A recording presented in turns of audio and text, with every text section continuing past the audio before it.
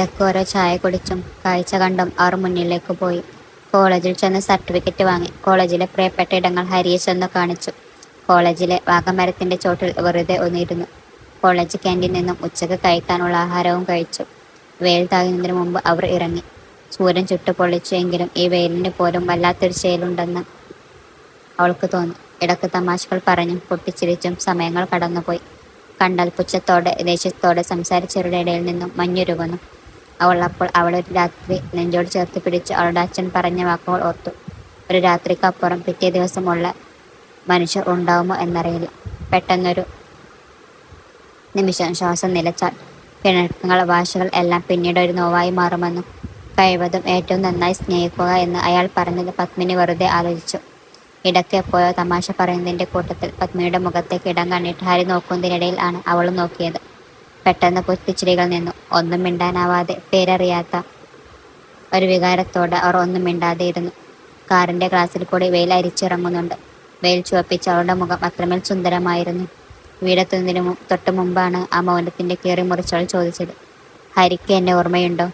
പണ്ടൊരിക്കൽ ഒരു വൈകുന്നേരം ജീവിതത്തിനും മരണത്തിനും ഇടയിൽ പിടഞ്ഞു പോയ പെൺകുട്ടിയെ കൈനീട്ടിപ്പിടിച്ച് ജീവിതത്തിലേക്ക് കൊണ്ടു വന്നത് അവൾക്ക് പിന്നീടതൊരു പുതുജീവിതം തന്നെയായിരുന്നു. അന്നൊരു മിന്നായം പോലെ ബോധം മറയുന്നതിന് മുമ്പ് നിങ്ങളെ കണ്ടിരുന്നു. കൈയെത്തിച്ച് മുടിയിൽ പിടിച്ചു വലിച്ചു കരയിലേക്ക് കൊണ്ടുമാത്രം രക്ഷപ്പെട്ടു പോയൊരു പെണ്ണ്. പിന്നീട് കുറെ കണ്ടിട്ടുണ്ട്. മിണ്ടാനോ അടുത്തു വരാനോ ഒക്കെ പേടിയായിരുന്നു. ഒരിക്കൽ ഒരു ദിവസം വന്ന് നന്ദി പറയണം എന്നുണ്ടായിരുന്നു. പക്ഷെ ഒരിക്കൽ പോലും ഗൗനിക്കാത്ത ഒരാളോട് വേറെ എന്ത് മിണ്ടാനാണ്? ചിലപ്പോൾ ഹരിക്ക് ഓർമ്മ പോലും കാണില്ല. പക്ഷെ നിങ്ങൾ ഉണ്ടായത് കൊണ്ട് മാത്രമാണ് ഇപ്പോൾ നിങ്ങളുടെ മുന്നിൽ വന്ന് ഞാൻ സംസാരിക്കാൻ കാരണം. നന്ദി, അവൾ പറഞ്ഞു. അവസാനിക്കുമ്പോൾ അവൻ ആശ്ചര്യത്തോടെ നോക്കി. ഓർമ്മയിൽ ക്രിക്കറ്റ് കളിച്ചു വരുന്ന വഴി പട്ടുപാവാടയിട്ടൊരു പെണ്ണ് വെള്ളത്തിൽ മൂയുന്നുണ്ട്. കൈകാൽ ഇട്ടടിച്ചു മുങ്ങി താഴ്ന്നവളെ മുന്നിൽ കണ്ട് വെള്ളത്തിലേക്ക് ചാടിയത് ഓർമ്മയുണ്ട്. അവൾ ഒരുപാട് വളർന്നിരിക്കുന്നു. അന്ന് കണ്ട പട്ടുപാവാട കുട്ടിയിൽ നിന്ന് നന്നായി ചിന്തിക്കുന്ന പക്വതയുള്ളൊരു പെണ്ണായി വളർന്നിരിക്കുന്നു. മഞ്ഞുരുകിയ നെഞ്ച്, നാമ്പ് മുളച്ചിരിക്കുന്നു. അതുള്ളിൽ പടർന്നു കയറി പൂത്തുലഞ്ഞു നിൽപ്പുണ്ട്. ഹരി ഒരു പുഞ്ചിരിയോടെ വീട്ടിലേക്ക് പോയി. മാനത്ത് ചന്ദ്രൻ തെളിഞ്ഞു നിന്നു. അനിയന്റെ പുസ്തകങ്ങൾ ചാരനിറത്തിലെ പേപ്പർ കൊണ്ട് പൊതിഞ്ഞു കൊടുത്ത ശേഷം അച്ഛന് വേണ്ടിയുള്ള പൊടിയേരി കഞ്ഞി വിളമ്പി അരികിൽ വെച്ചു. അടുക്കളയിൽ ബാക്കി വന്ന പാത്രങ്ങൾ കഴുകി ഒതുക്കി വെച്ച ശേഷം അടുക്കളയുടെ പിൻവാതിലിന്റെ പിറകുവശത്തായി വന്നിരുന്നു.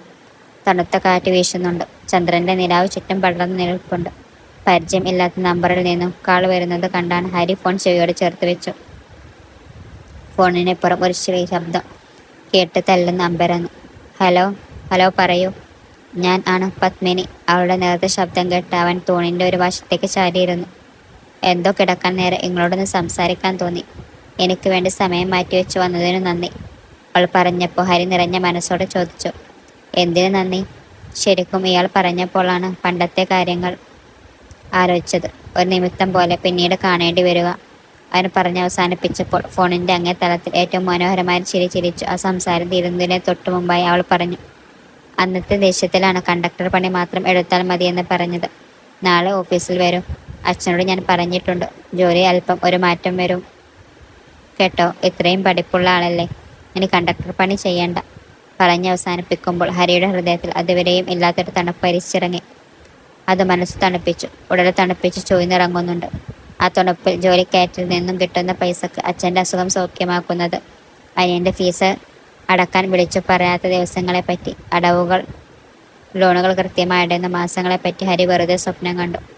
ഉമ്മറത്തെ തിണ്ണയിൽ മാനത്തെ ചന്ദ്രനെ കണ്ണ് നിറച്ചു കാണുമ്പോൾ അസ്വസ്ഥത സൃഷ്ടിക്കുന്ന ചുരുണ്ടുമുടിക്കാരി ഓർമ്മകളിൽ വന്നില്ല. പകരം ചെവിയുടെ താഴെ കക്കപ്പുള്ളിലുള്ള ഒരു പെണ്ണിന്റെ നനുത്ത പുഞ്ചിരി ഓർമ്മ വന്നു. ആ മുഖത്തിന് പത്മിനിയുടെ മുഖമായിരുന്നു. അവൻ ചിന്തകൾ കാടിക്കയറുന്നു കണ്ട് ഭീതിയോടെ മുഖം പൊത്തി. അർഹമില്ലാത്ത സ്വപ്നങ്ങളെ എന്തിനു ആഗ്രഹിക്കണം എന്നവൻ വെറുതെ ചോദിക്കാൻ തുടങ്ങി. ആ സമയം മറ്റൊരിടത്ത് തലേണയെ മുറുകെ പിടിച്ചുകൊണ്ട് ഒരു പെണ്ണ് നിൽപ്പുണ്ട്. ചെവിയുടെ താഴെ കാക്കപ്പുള്ളി ഉള്ളൊരു പെണ്ണ്. കണ്ടക്ടർ പണിയിൽ നിന്നും അക്കൗണ്ട് സെക്ഷനിൽ ജോലി ഹരി സന്തോഷത്തോടെ ഏറ്റെടുത്തു. പുതിയ കൈത്താങ് എന്ന മുതലാളി ഹരികൾ കൈകൂപ്പി നോക്കി. ആൾ ദ ബെസ്റ്റ്, പത്മിനി പറയുമ്പോൾ നന്ദി വാക്കുകൾ കിട്ടാതെ ഹരി കണ്ണുകൾ നിറയുന്നുണ്ടായിരുന്നു. പക്ഷെ ആ സന്തോഷം പേര് കണക്കാതെ വന്നൊരു നമ്പറിൽ അവസാനിക്കും എന്ന് പത്മിനിയോ ഹരിയോ ആരും അറിഞ്ഞില്ല. ഫോണിന്റെ അങ്ങേ തലക്കൽ സംസാരത്തിൽ ഹരി പെട്ടെന്ന് ശബ്ദനായി നിന്നു. ഹരി വിശ്വാസം വരാതെ ഫോൺ ചെവിയോട് ചേർത്ത് നിൽക്കുന്ന കണ്ടാണ് ഹരിയുടെ അടുത്തേക്ക് പത്മിനി ചെന്നത്. വാർത്തറിഞ്ഞു അവളുടെ ഹൃദയം ചേളുകൾ പോലെ പൊട്ടുന്നത് പോലെ തോന്നി അവൾക്ക്. ഓടിപ്പിടഞ്ഞു വീട്ടിലേക്ക് ചെല്ലുമ്പോൾ ഹരിയുടെ ഹൃദയം പൊടിഞ്ഞു പോകുന്ന പോലെ തോന്നി. അച്ഛൻ്റെ നെഞ്ച തല തച്ച് ഉറക്കെ കരയുന്ന അനുജനെ കണ്ട് ഹരിക്ക് തല കറങ്ങുന്ന പോലെ തോന്നി. നിശ്ചലമായ അച്ഛൻ്റെ ശരീരത്തിലേക്ക് വിശ്വാസം വരാതെ അവൻ തൊട്ടു നോക്കി. അമ്മ എപ്പോഴോ ഒന്നും ആലോചിക്കാതെ ഇട്ട് പോയപ്പോൾ ഒരു പ്രാരാബ്ദങ്ങളും അറിയിക്കാതെ നെഞ്ചിലിട്ട് വളർത്തിയ ഒരു മനുഷ്യൻ. സ്വന്തം കാര്യം മാറ്റിവെച്ച് മക്കൾക്കു വേണ്ടി ജീവിച്ചു തീർത്തൊരു മനുഷ്യൻ. ആഗ്രഹങ്ങളും സ്വപ്നങ്ങളും മറന്നു പോയൊരു മനുഷ്യൻ. ഒരിക്കൽ ഒരു ദിവസം അച്ഛൻ വീണു പോയപ്പോൾ എല്ലാം അവസാനിച്ചു എന്ന് കരുതിയതാണ്. ഹൃദയം തകരുന്ന പോലെ തോന്നി ഹരിക്ക്. അന്നു മുതൽ എല്ലാ പ്രാരാബ്ദങ്ങളും അച്ഛൻ്റെ ചുമരിൽ നിന്ന് വാങ്ങുമ്പോൾ ആ മനുഷ്യൻ വെറുതെ വിതുമ്പുന്നുണ്ടായിരുന്നു. നമ്മുടെ കഷ്ടപ്പാടൊക്കെ മാറുമോ അച്ഛ എന്നൊരിക്കൽ ചോദിച്ച ചോദ്യത്തിന് ഒക്കെ ശരിയാവും എന്ന് പറയുന്ന ആ ഒരു സാധു മനുഷ്യൻ. അനിയൻ അലമുറയിട്ട് കരയുന്നുണ്ട്.